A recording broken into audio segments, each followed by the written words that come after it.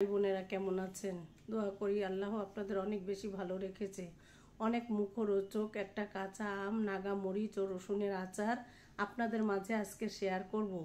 এই আচারটা অত্যন্ত মুখরোচক, পোলাও, খিচুড়ি, সাদা ভাতের সাথে একদম জমে যাবে। এর জন্য আমি আগে একটা মশলা রেডি করে নিচ্ছি। এখানে প্রায় 10 থেকে 12টা শুকনা ঝাল আমি দিয়ে দিলাম। চুলায় একটা পাত্র বসিয়ে একটু গরম হয়ে আসলে এখানে আমি দিয়ে দিচ্ছি 1 কাপ পরিমাণ পাঁচফোড়ন।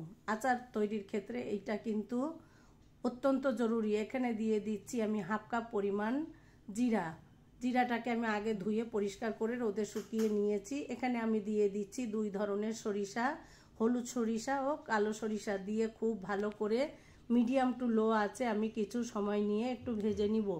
খুব বেশি ভাজা যাবে না, তাহলে আবার তিতা হয়ে যেতে পারে। এ পর্যায়ে যখন আমার মশলাটা 5 মিনিটের মতো মিডিয়াম টু লো আছে ভাজা হয়ে এসেছে, এই পর্যায়ে আমি নামিয়ে নিয়ে ব্লেন্ডারে একটু গুঁড়ো করে নিব। একটু দানা রেখে গুঁড়োটা করব। আর এই আচারে কিন্তু একটু দানা রেখে গুঁড়োটা করলে আচারটা বেশি মজার হয়। এতটা আমার লাগবে না, আমি কুচি ফালি আচার করব, এতে ব্যবহার করব। এটা আমি রেখে দিয়ে এবার এখানে 1 কেজি পরিমাণ আম নিয়েছি। আমটাকে আমি ভালো করে ডোলে ধুয়ে পানিটাকে শুকিয়ে নিয়েছি। পানি থাকা যাবে না, পানিটাকে খুব ভালো করে একটা কাপড় দিয়ে মুছে আমি খোসা সহ ফালি করে নিয়েছি। এবার চুলায় একটা পাত্র বসিয়ে দিয়ে এখানে আমি 1.5 কাপ পরিমাণ সরিষার তেল দিয়ে দিলাম। আচার তৈরির ক্ষেত্রে সরিষার তেল দিয়ে করতে হয়, এটা আমরা সবাই জানি। তেলটা যখন গরম হয়ে এসেছে এখানে আমি আরও 6টা শুকনা ঝাল দিয়ে দিলাম 1/2 চামচ পরিমাণ পাঁচফোড়ন দিয়ে এবার একটু গরম হয়ে আসলে তেলটা দিয়ে যখন বুদবুদ করতে শুরু করেছে এই পর্যায়ে আমি একটু জিরা দিয়ে দিলাম 1/2 টেবিল চামচ পরিমাণ, দিয়ে একটু নাড়াচাড়া করে নিয়ে এখানে আমি স্বাদ মতো লবণ অ্যাড করব। লবণটা দিয়ে নিলে আমটা দিলে চুলায় আর ছিটবে না। এবার আমি দিয়ে দিচ্ছি স্বাদ মতো লবণটা দিয়ে এখানে আমি যে আগে থেকে ফালি করে আমগুলো রেখেছি একে একে আমটা দিয়ে দিব। আর এই আচারটা কিন্তু খুব ঝটপট তৈরি করে নেওয়া যায়, অত্যন্ত মুখরোচক। এবার আমি যে আমটা কেটে ধুয়ে পরিষ্কার করে রেখেছি আমটা আমি দিয়ে দিচ্ছি। আমটা কিন্তু আমি এভাবে টুকরো করে নিয়েছি, আপনারা আপনাদের পছন্দ অনুযায়ী কাটিয়ে নিতে পারেন। এবার আমি তেলের সাথে একটু নাড়াচাড়া করে মিশিয়ে দিচ্ছি। আমের টুকরোগুলো খুব ভালো করে তেলের ভিতরে জাল করে নিচ্ছি। প্রায় 5 মিনিট একটু জাল করে নিয়ে এখানে আমি দিয়ে দিলাম হলুদের গুঁড়া, দিয়ে দিলাম লাল মরিচের গুঁড়া 1 টেবিল চামচ পরিমাণ দিয়ে একটু নাড়াচাড়া করে মিশিয়ে দিচ্ছি।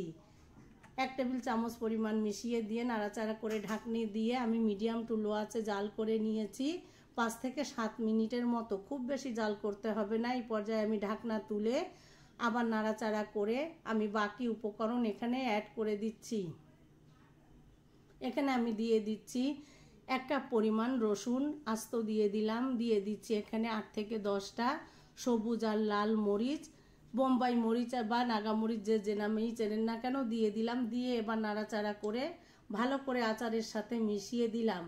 একটু ফাটিয়ে দিয়েছি মরিচটা, এতে ঝাল কম হবে কিন্তু আচারে খুব সুন্দর একটা ফ্লেভার অ্যাড হবে। এবার এখানে আমি কিছুটা আখের গুড় দিয়ে দিলাম বিট লবণটাও আচার স্বাদ হতে অনেক সাহায্য করে। এবার এক পর্যায়ে কিন্তু আমি ভিনেগারও অ্যাড করেছি।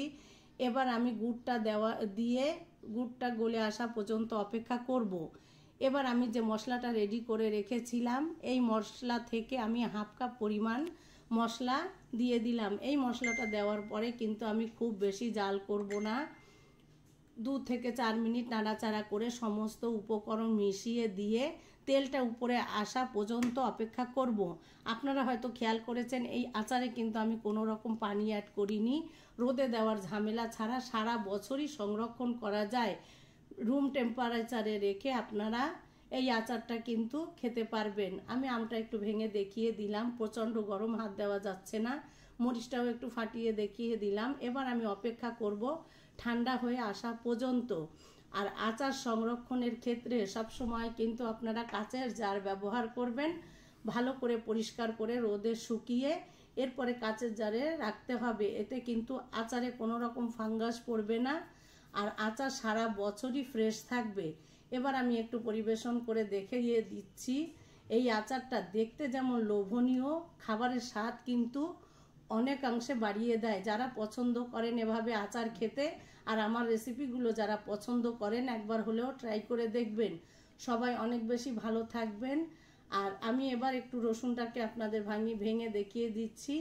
রসুনটা একদম কিন্তু নরম হয়ে এসেছে। আর এটা যখন খিচুড়ি, সাদা ভাত, পোলাওয়ের সাথে খাবেন, এর স্বাদ কিন্তু অতুলনীয়। ভালো লাগলে সাথে থাকবেন, পুরো ভিডিও দেখে একটা গঠনমূলক কমেন্ট করবেন। এবার আমি একটি কাঁচের জারে সংরক্ষণ করে রেখে দিচ্ছি। অত্যন্ত মুখরোচক, লোভনীয় একটা রেসিপি। কাঁচা আমের এই সিজনে আপনারাও করে রেখে দিতে পারেন সারা বছরের জন্য। ভালো লাগলে সাথে থাকবেন, লাইক, কমেন্ট, শেয়ার করবেন। এতক্ষণ ধরে ভিডিওটা দেখার জন্য সবাইকে অনেক ধন্যবাদ। সবাই অনেক ভালো থাকবেন। আল্লাহ হাফেজ।